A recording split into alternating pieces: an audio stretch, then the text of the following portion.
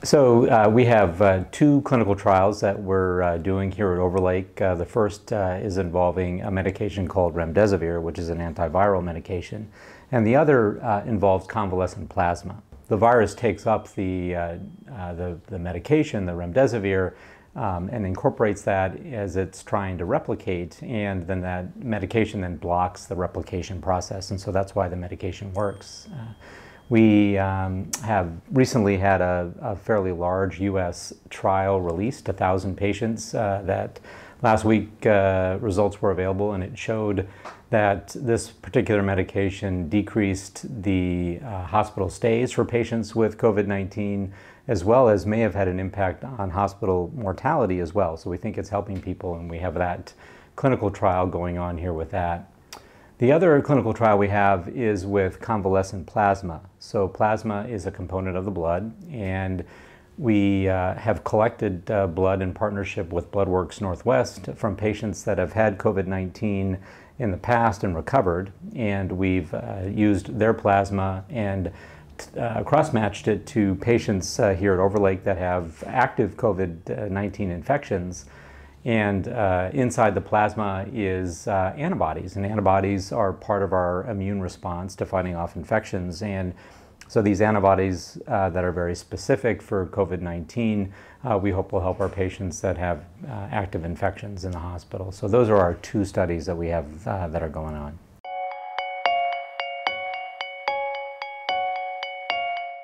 The standard is what's called a level 1 surgical mask, which is what most of us wear around the hospital here, held on with ear loops. That helps screen out virtually 100% of the small droplets, the 5 to 10 or greater sized droplets that are the main mode of transmission for the COVID virus.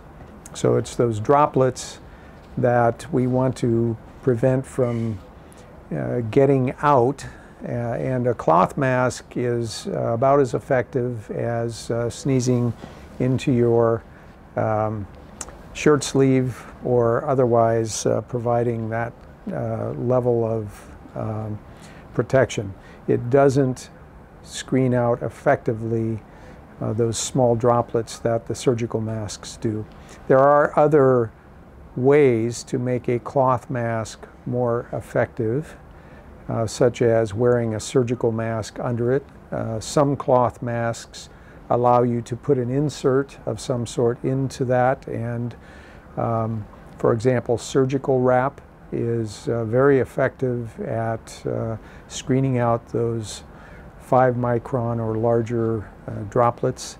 That is one way of making those cloth masks more effective. But above and beyond that, there's not a good way to make a cloth mask as effective as a surgical mask, just unenhanced.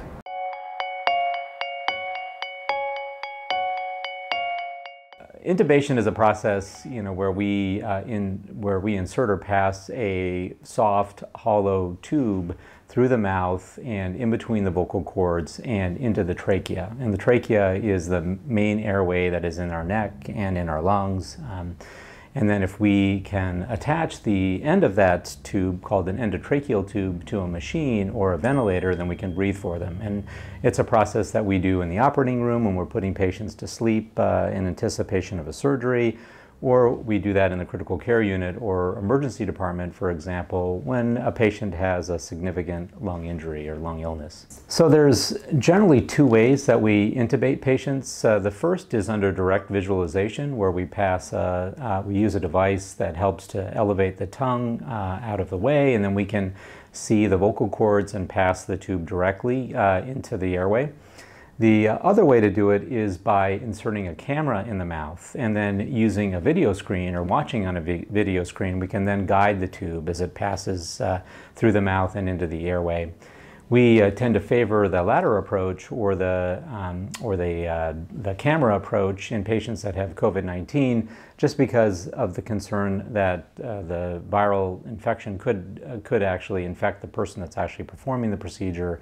And so we think it's a bit safer if they do that utilizing the video technology.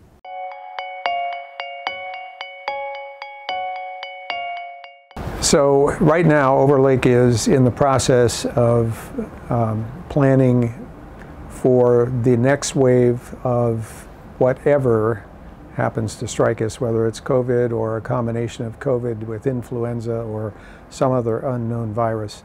And we're doing that in concert and in cooperation with other regional agencies to help make sure that we coordinate this region-wide. So we are planning for, in the future, being able to have a surge capacity. So that's kind of the term given to this.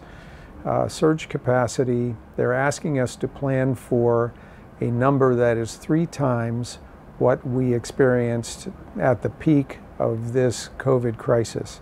Not that we expect that necessarily, but we want to be prepared and we want to have resilience going forward. So we are actively involved in both planning here for capacity, for staffing, for supplies, for the ability to take on a surge that was even larger than what we had before, and doing that in concert with other local organizations so that we can, if we find ourselves stressed, be able to triage patients to other facilities that do have capacity, or vice versa, to be able to exchange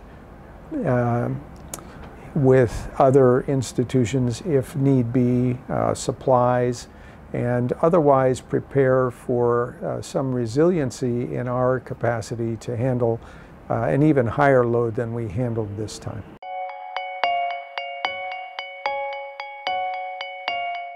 I think in the beginning it was all about people and about equipment and about PPE.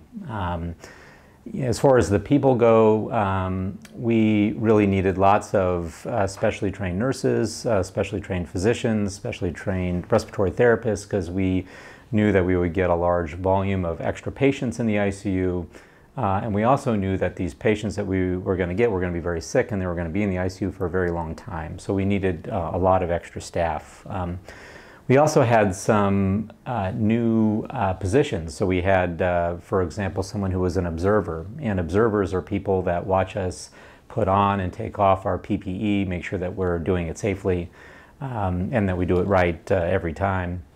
Another kind of new position or new role that we had in the critical care unit is nurse extenders. So nurse extenders are nursing staff that don't have all the critical care nurse training, but they are able to do some of the things that a critical care nurse can do, and therefore can be a great help to our staff. And then we also have had other kind of new roles. So for example, we had a proning team. So a proning team is a group of people that help us to turn our patients onto their abdomen. So we found that patients that have COVID-19 and that who get very sick with lung disease, that we can find them to do better if we put them on their abdomen for about 16 hours every day.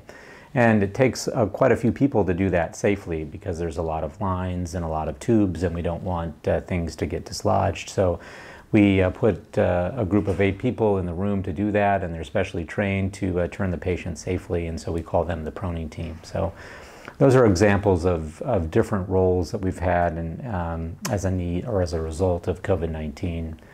As far as supplies go, we were very concerned about whether we had enough ventilators, for example, and so that was something that dominated some of our thinking early on.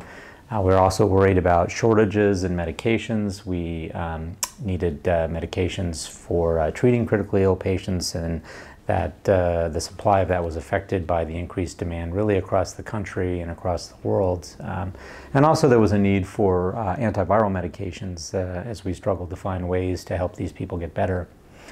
The PPE part was something also that was a relatively newer process for us, only in that we had to do it much more frequently and much more commonly. We had to train people how to put on and to take off their PPE and how to conserve it so that we would have enough supply available for what may be a very long pandemic or future surges. Over time, I think what evolved especially was a concept of cohorting patients in the critical care unit. And that's a process where we designate a space in the critical care unit for patients that have COVID-19, and the staff that are in that space only take care of patients that have COVID-19. And that helps us to conserve some of our PPE, and as well, and as a result of that, also decrease the risk of contamination. We found that the staff that was in that area really developed a lot of camaraderie, so it was a very beneficial process for us as well, in helping us get through a very difficult time.